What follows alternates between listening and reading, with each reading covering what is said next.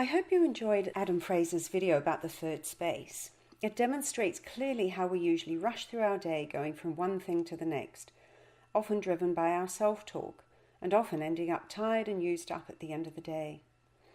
Dr. Fraser encourages us to find time to reflect, rest, and reset.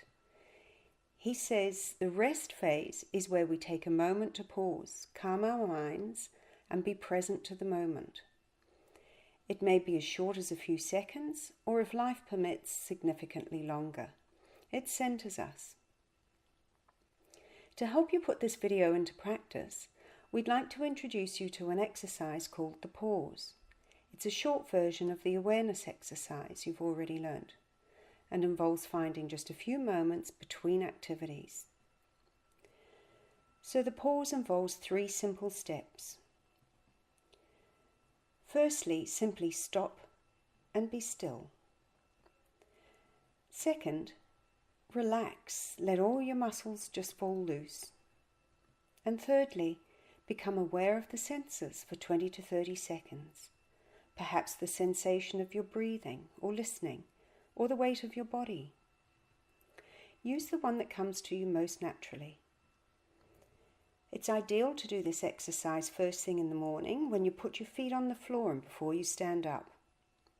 And then last thing at night before you climb into bed. You can do it between so many daily activities, like after leaving your keyboard to answer the phone, before entering a meeting, before starting your car engine to drive somewhere, and before getting out of your car and going inside to greet your family at the end of the day. This activity allows you to put punctuation into your day, to start each activity afresh without bringing the thoughts and feelings from the previous activity. It's this accumulation of thoughts and feelings of everything that's gone on during the day that leaves you feeling like you're carrying home a ton of weight at the end of each day. It's exhausting. It's rather like reading a book that's got no commas or full stops in it. If you do this exercise as often as possible during the day, your mind will remain clear and you'll be more relaxed and responsive to what is occurring at each moment.